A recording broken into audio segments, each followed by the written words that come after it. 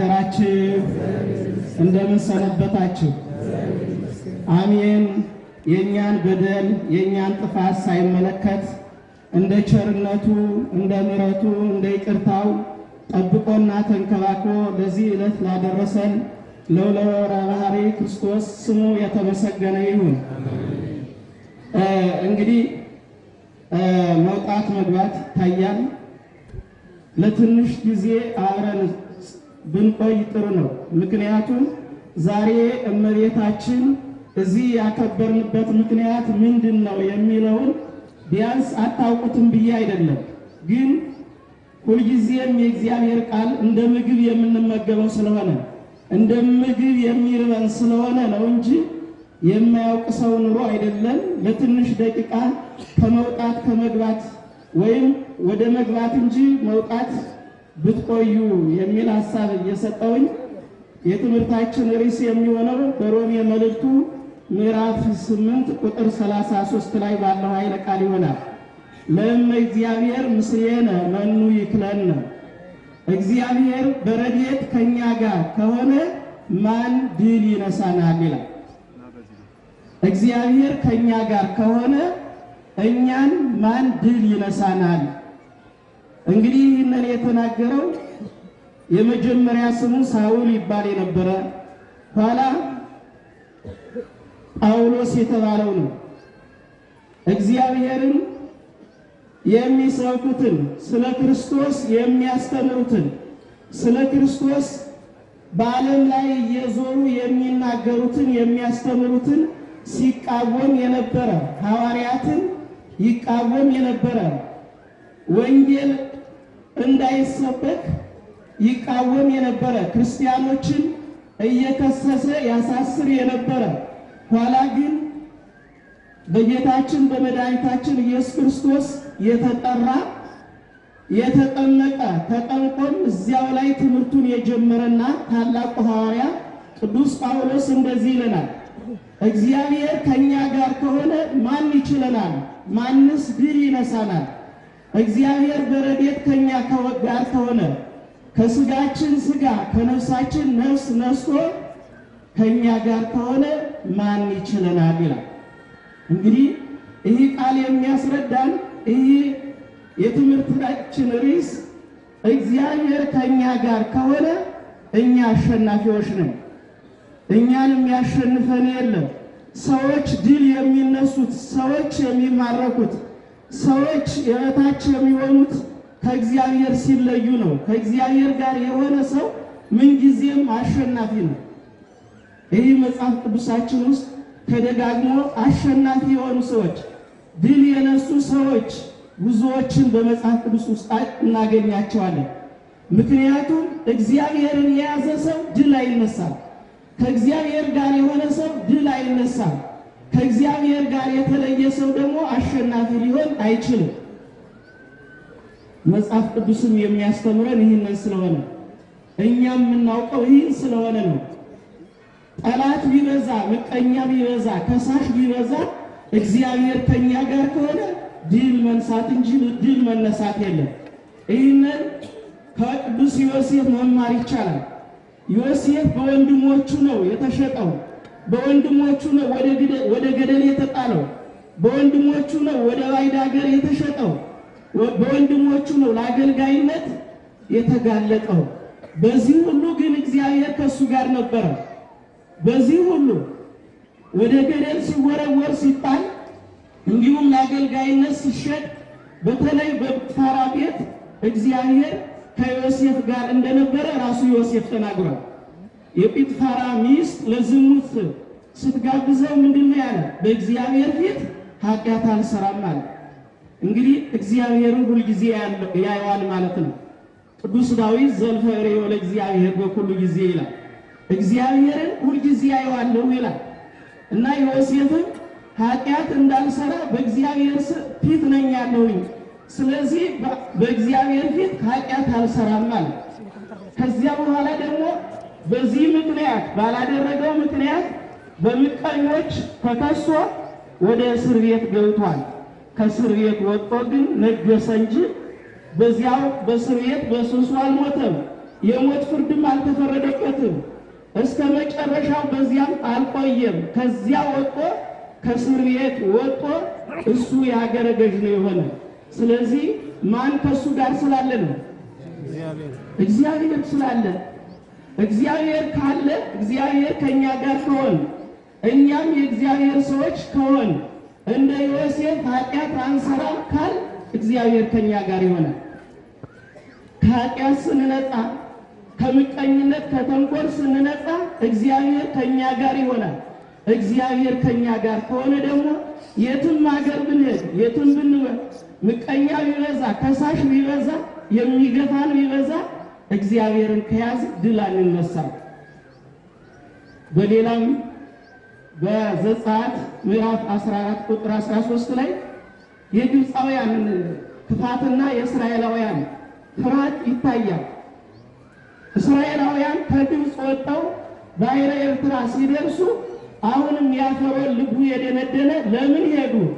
እነሱ ከሄዱ እኮ እኔ መኖር አልችልም፣ እነሱ እየሰሩ ነው የሚያሳድሩኝ፣ እነሱ ከሌሉ ከተማችን ልታድግ ልትኖር አትችልም ብሎ ከወጡ በኋላ ደግሞ በስንት መከራ በስንት መቅሰፍታት ተመቶ ተቀጥቶ አምኖ ተቀብሎ ይሄዱ ብሎ ከፈቀደ በኋላ ደግሞ ትዝ ሲለው እነሱ ከሌሉ የሚሰራ ሰው የለም፣ እነሱ ከሌሉ የነሱ ሕይወት የለም።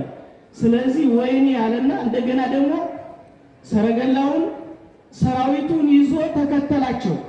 በዚህም ጊዜ እስራኤላውያን ከሩቅ ግብፃውያን እናዩአቸው። ሙሴን ምን አሉት?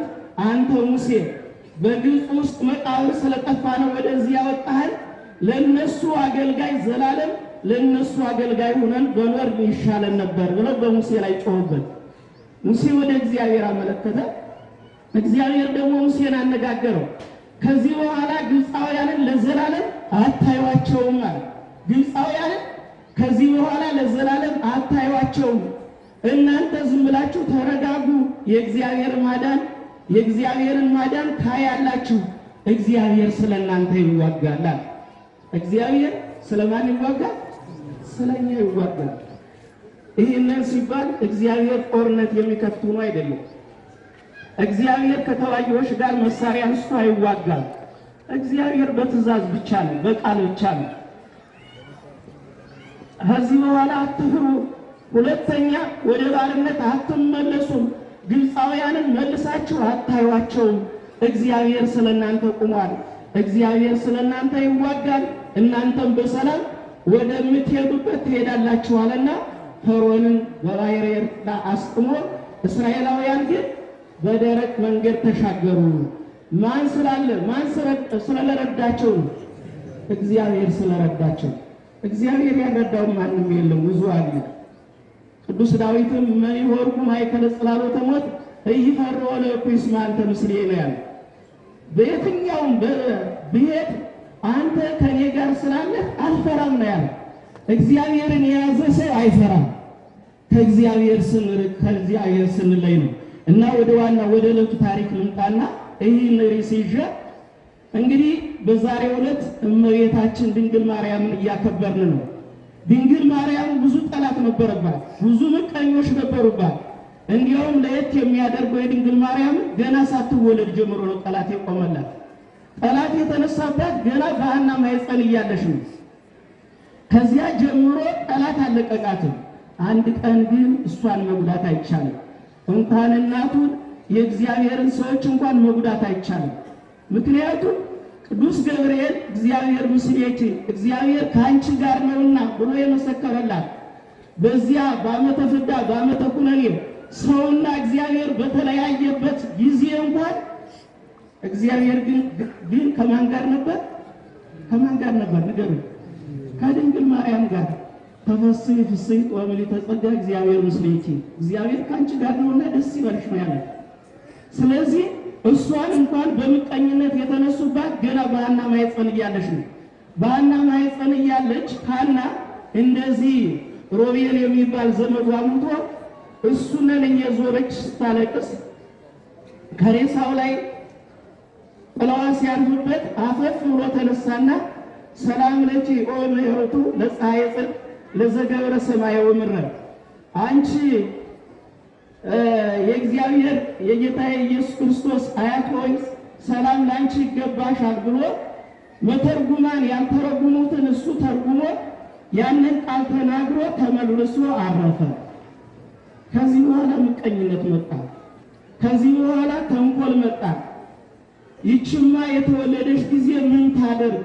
ዛሬ ገና በማህፀን ሆና እንደዚህ ያለ ታምር ካደረገች ምን ሆና ትወለድ ይሆን ብለው አይሁድ ለምቀኝነት ተነሱና የለም ከሐና ማህፀን እንዳለች እንግደላት ብለው አሰቡ። ከዚያ መልአኩ መጣና የለም ኢያቄምን ይዛት ወደ ሊባኖስ ሽሽ አለ። በስደት ነው የተወለደችው። ምቀኝነት ከዚያ ነው የተጀመረው። ተንኮል ከዚያ ነው የጀመረው። ጠላት የጀመራት ከዚያ ጀምሮ ነው።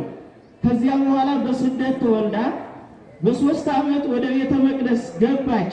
ወደ ቤተ መቅደስ ስትመጣ ካህኑ ዘካርያስ ለመቀበል ፈርቶ ነበር። ለመቀበል ፈቃደኛ አልሆነም ነበር። ምክንያቱም ይችን የ3 ዓመት ብላቴና ምን አደርጋታለሁ? ምንስ መግባታለሁ ብሎ አሳሰበው። እሱ ያስብ እንጂ መልአኩ ግን የምትመገበውን የምትጠጣውን ህብስት ሰማያዊ ጽዋን ሰማያዊ ይዞ ረገበ። ያንን ደግሞ ከተመገበሽ በኋላ አይሁድ አሁንም ተመቀኙ። እንዴት ይሆናል? ይህ የተደረገላት ለእኛ ያልተደረገልን ለእሷ እንዴት ተደረገላት ነው? በዚህ ሁሉ ተንኮል ነበር። በዚህ ሁሉ ምቀኝነት ነበር። በቤተ መቅደስ ስትኖርም ሌሊት እየሄዱ እናጠፋታለን ብለው ሲሄዱ ቅጽሩ በእሳት ተከቦ ተመልሰው ይመጣሉ። በእሳት እየተጠበቀሽ ማለት ነው። እንግዲህ የእግዚአብሔር ሰዎች ከሆነን እንጠበቃለን።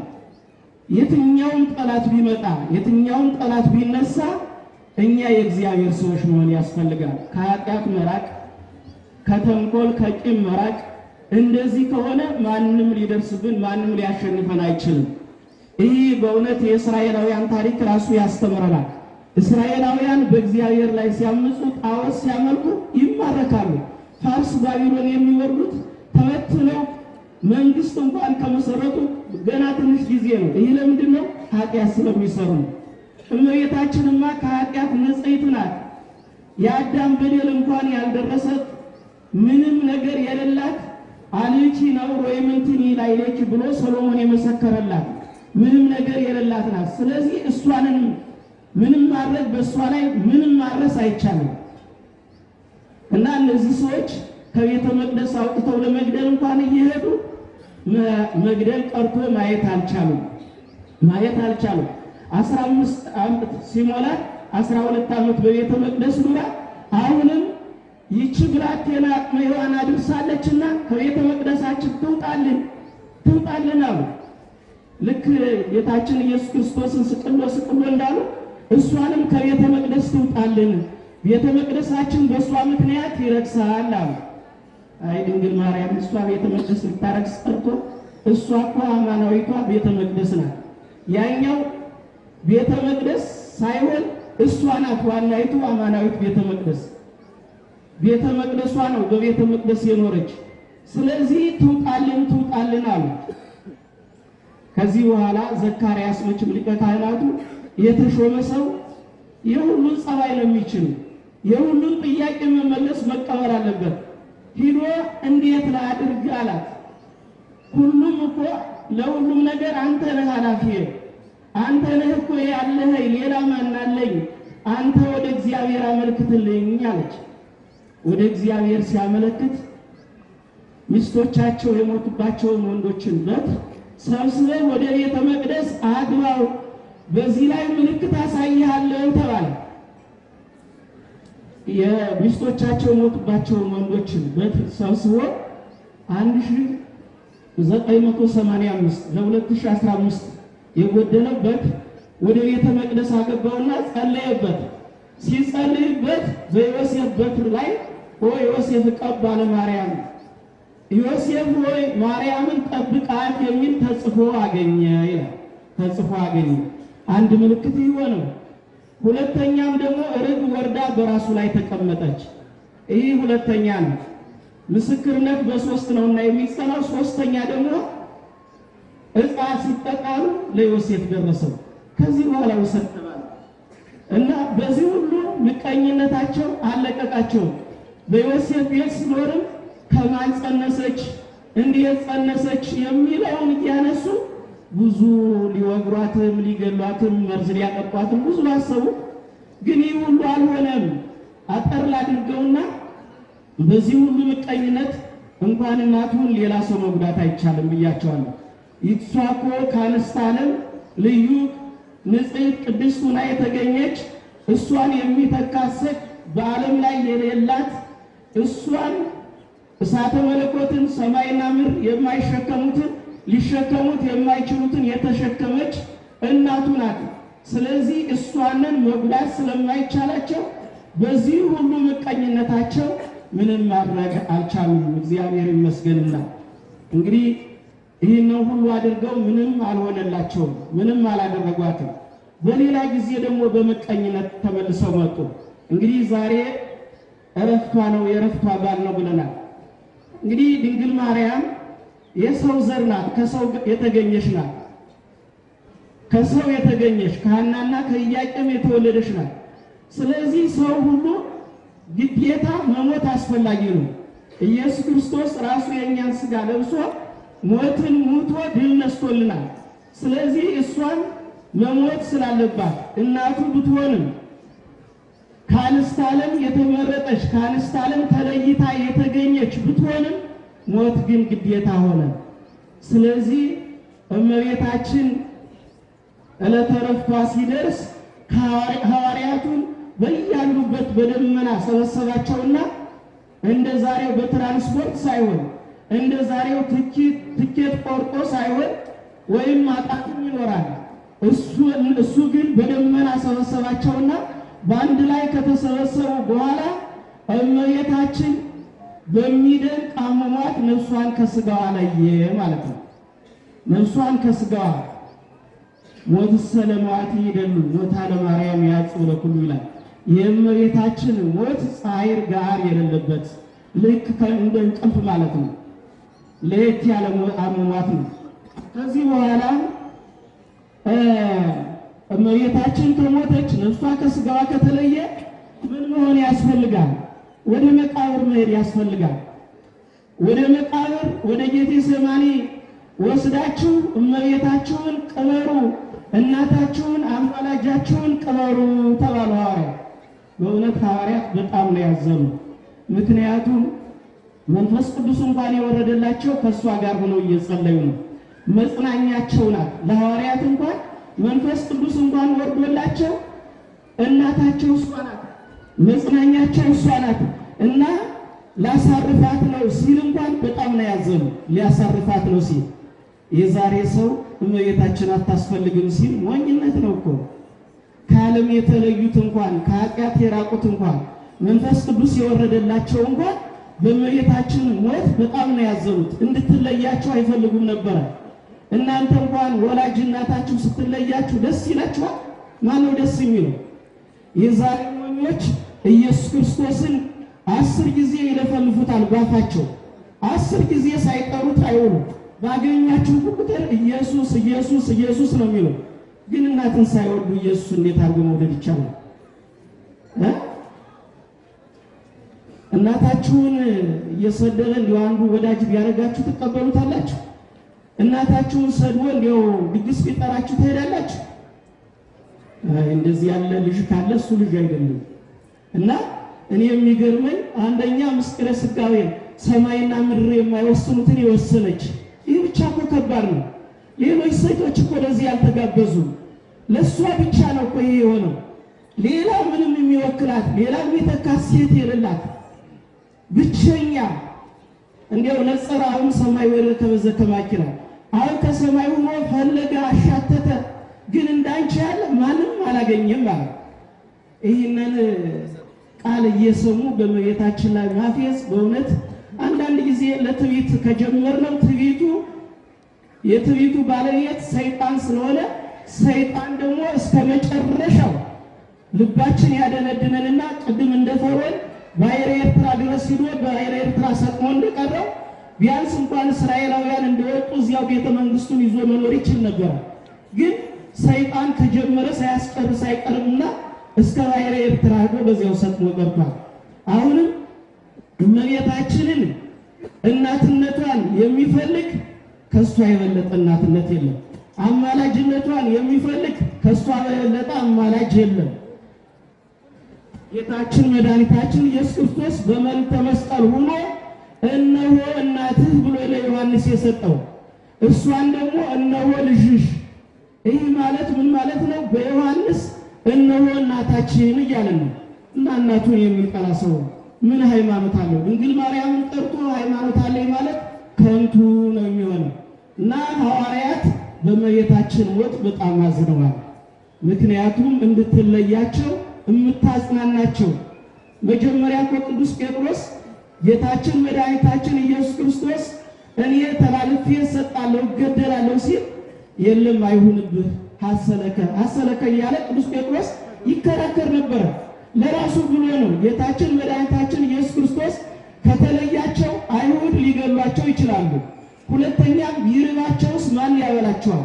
ይህን አስቦ ነው ቅዱስ ጴጥሮስ አሁንም እመቤታችንን መጽናኛቸው ስለነበረች በእሷ ሞት አዘኑ። ግን ጌታችን መድኃኒታችን ኢየሱስ ክርስቶስ ምን አላቸው?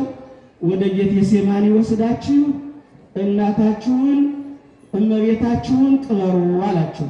እነሱም ያው ባይፈልጉ እኛ የወደድነው ሰው ዝም ብለን እያለቀስንም ቢሆን ባንፈልግም ወደ መቃብር እንደምንወስደው እነሱም ተሸክመው ወደ መቃብር ጉዟቸውን ጀመሩ። አሁንም አይሁድ ሌላ ምቀኝነት ፈጠሩ። ትናንትና ልጇን ተነሳ አረገ እያሉ ሲያውቁን ይኖራሉ። አሁን ደግሞ እሷን ተነሳች አረገች እያሉ ሊያውቁን ነው። ኑ ናሆይ ሥጋ ለማርያም ያ ከመሆኑ በፊት ሥጋዋን እናቃጥል አሉ። በጣም ደካሞች ናቸው። በጣም አስተሳሰባቸው የጎደለባቸው ናቸው። ለነገሩ ዛሬ እኮ እያየነው ነው። ይህ ነገር ዛሬ እኮ ሬሳ እየተቃጠለ እያየነው ነው። በታሪክ ነበር የምንሰማው፣ በታሪክ ነበር አንተን የምናውቀው። ዛሬ ግን በሀገራችን እየተደገመ ነው። በእውነት ተረፈ አይሁድ አልጠፉም ማለት ነው። በቃ ሰው ማቃጠል ከነሱ ጋር መዛመድ ነው። የእነሱን ስራ መድገም ነው። እንግዲህ ሳይፈሩ ሳያፍሩ እናቱን በእሳት እናቃጥላት፣ ነገ ዛሬ ተቀባ ከሆነ ደግሞ ነገ ተነሳች አረገች እየተባለ ያውኩናል አሉ። እንደዚያ ብለውም ከበው አልቀሩም። ከበው ሊይዟቸው ሲሉ መቼም አንዳንድ ጊዜ መቸኮል መጥፎ ነው። ቸኮል አለና አንዱ ቀድሞ የሬሳ የተሸከሙበትን አልጋ ሲይዝ መልአኩ ሁለት እጁን እዚያው ቀጣ። በጣም ከባድ ነው። አንዳንድ ጊዜ መቅለብለብ፣ አንዳንድ ጊዜ መቸኮል ለቅጣት ይዳርጋል። ማስተዋል ይህ እንዴት ነው? እንዴት ይጠቅመኛል ወይ ይጎዳኛል? ክብር ያሰጣኛል ወይስ ክብር ያሳጣኛል? ይህንን ማየት ያስፈልጋል። እንኳን እናቱ በተለይ ወደ ቤተ ክርስቲያን ስትመጡ ይህንን እያሰባችሁ ነው። ቤተ ክርስቲያን እየፈራን የምንመጣበት ነው። ማንም የቤተ መቅደሱ አገልጋይ እየጸለየ ገና ግቢው እየጸለየ ቤተ መቅደስ ሲገባ ቤተልሔም ሲሄድ በሁሉም ስራው እየጸለየ ነው የሚጸልይ። ታቦታት የተሸከሙት እንኳን አሁን እየጸለዩ ነው። ምክንያቱም ብርታት እንዲሰጣቸው ነው። እኛ አሁን ስንገባ በተለይ የዚህ የከተማ ቤተ ክርስቲያን ሁሉም በድፍረት ነው የሚገባው። የገጠሩ ቤተ ክርስቲያኑ አያስገባችሁም፣ ራሱ ያስፈራል። እዚህ ግን በድፍረት እና ባለመታዘዝ ሁላችንም ለመቅሰፍት እንዳንዳረግ አገልጋዩ ተገልጋዩ የተማረውም ያልተማረው እግዚአብሔርን በመፍራት ነው መምጣት ያለበት። እግዚአብሔርን የኃጢአተኛ ነኝ ግን ኃጢአትን እንጂ ኃጢአተኛን ስለማጠላ ወደ ቤት መጥቻለሁ ማለት ነው ያለበት። እንደዚህ ነው ጸሎታችንን መሆን ያለበት። እኛ ኃጢአተኞች ነን ግን ይቅር በለን ነው ማለት ያለበት።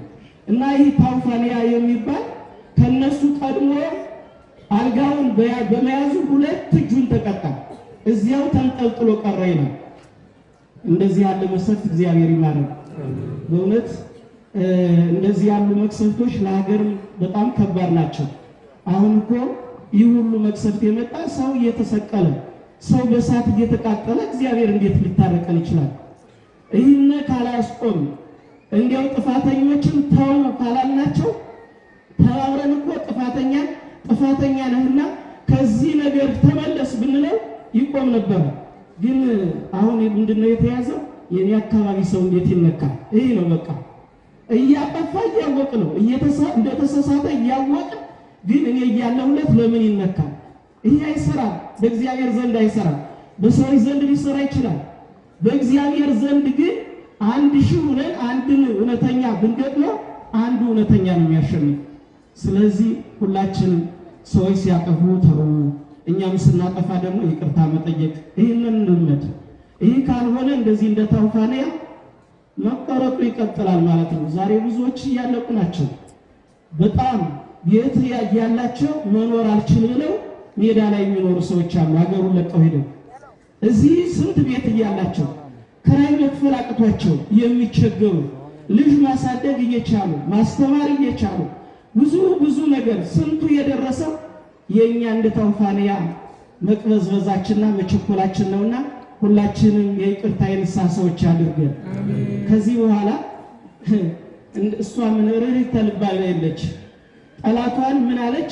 እንግዲህ እሷንን በእሳት ሊያቃጥላት ነው የመጣ። ቅዱስ ጴጥሮስን ዘወር አለችና ቅዱስ ጴጥሮስ እንደነበረ አድርግለት አለችው። እንደነበረ ምን በልለት? ንገሩኝ እንጂ አድርግለት፣ እጁን እኮ መልስለት ነው ያለችው። እጁን እንደነበረ አድርግለት አለች። ምን አይነት ቸርነት ነው! ምን አይነት ርህራሄ ነው! ምን አይነት ይቅርታ ነው! ምን እሷ እኮ ምን ርህራሄ ልብ ነው። መጠሪያ ስሟም እኮ ርህራሄ ልብ ነው እንጂ በእውነት እኛ ብንሆን እሰየው ነበር ምንል፣ እንኳን አንገቱን ነበር መድገም ነበር ምንል እኛ ብንሆን። እሷ ግን እጁን እንደነበረ አድርግለት አለች። ቅዱስ ጴጥሮስ ወሰደና እንደነበረ አደረገው። እንደነበረ ይህንን አሁን አንቀበልም የሚል ካለ ሙት አንስተዋል እኮ እነ ቅዱስ ጴጥሮስ እኮ እነ ጳውሎስ እኮ በልብሳቸው ጥለት እንኳን ፈውሰዋል እኮ። ለነሱ ያልተደረገላቸው የለም። መኑ ይከላል ነው የሚለው ይህንን ነው። ታምራት ከማድረግ ማን ይከለክለናል? ታምራት እንዳናደርግ ማን ይከለክለናል? እግዚአብሔር ከኛ ጋር ከሆነ ነው። ከዚህ በኋላ ይህ እጁ የተቆረጠው እጁ ጥቅም የማይሰጠው እጁ እንደነበረ ሆነለት ይላል። እኛንም እስቲ የተቆረጠውን ሁሉ እግዚአብሔር ይቀጥልልን። ሰላም የለንም፣ ፍቅር የለንም፣ አንድነት የለንም፣ መከባበር መነጋገር የለንምና ይህንን ሁሉ እግዚአብሔር ይቀጥልልን። በእውነት እኛ ብዙ ነገር ጎሎናል። ብዙ ቅድም እንዳልኋቸው ይህንን ሁሉ የምታደርግልን ይህንን ሁሉ ደግሞ የምትቀጥልልን የማን አማላጅነት ሲኖር ነው? የድንግል ማርያም አማላጅነት። ሰይፍ ይዞ እንኳን ሊያቃጥላት እሳት ይዞ ለመጣ እንኳን እጅ የምታስቀጥል እጁን እንደገና እንዲመለስ የምታደርግ በተለይ ሴቶችማ የድንግል ማርያም እኮ ወዳጆች ናቸው።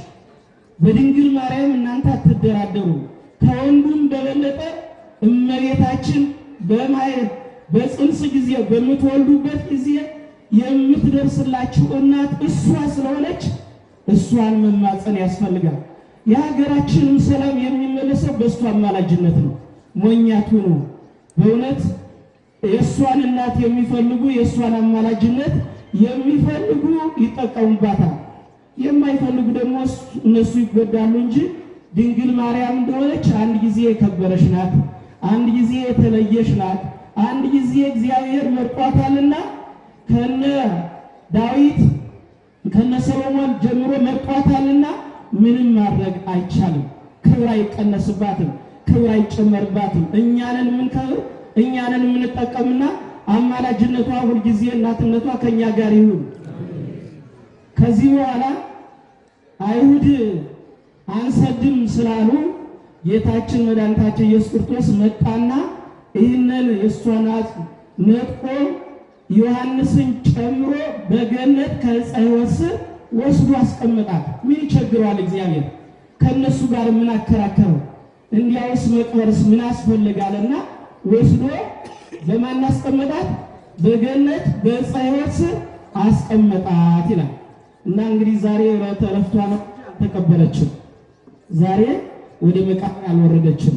ምክንያቱም አይሁድ እነሷን እንመቀኛለን ሲሉ ወስዶ እንዲያውስ ከእናንተ ጋር ምን አከራከረ? ወደ መቃብርስ መውሰድ ምን አስፈልጋልና በገነት በዕፀ ሕይወት ስር አስቀመጣት። ዮሐንስን አገልጋኝ አጣኝ አድርጎ ዮሐንስ እየተንከባከባት በዚያ የተቀመጠችበት ዕለት ነው እንጂ ዛሬ ወደ መቃብር አልወረደችም። መቃብር የምትወርደው ገና በነሐሴ ነው። እንግዲህ እሱን የሌላ ጊዜ እንመራዋለን። ለመ እግዚአብሔር ምስሌነ አልቦ ዘይክለነ፣ እግዚአብሔር ከኛ ጋር ከሆነ ማን ድል ይነሳናል ነው። በእውነት እግዚአብሔር ከኛ ጋር እንዲሆን የሰላም ሰዎች የፍቅር ሰዎች መሆን አለብን። ፍቅር ማለት ምን ማለት ነው? ፍቅር አንድነት ሲኖረን ነው። እግዚአብሔርም ፍቅር ስለሆነ ባህሪው ፍቅር የሆነው እግዚአብሔር የሚቀርበን እንደዚህ ስንሆን ነውና እግዚአብሔር የዛሬ ዓመት በእውነት ከዚህ በስተን ከዚህ ጨምረን አገራችንም ሰላም ሆና አንድነቷ ታውጆ ነፃነቷ ታውጆ ሰውን በሰላም የሚንቀሳቀስበት ሆኖ የእመቤታችን አማላጅነቷ እናትነቷ ከኛ ጋር ሆኖ በሰላም እንድናገለግላት የዛሬ ዓመት እግዚአብሔር ይጠብቀን፣ እግዚአብሔር ያድርሰን፣ የንስሐ ሰዎች ያድርገን፣ ይቆየን።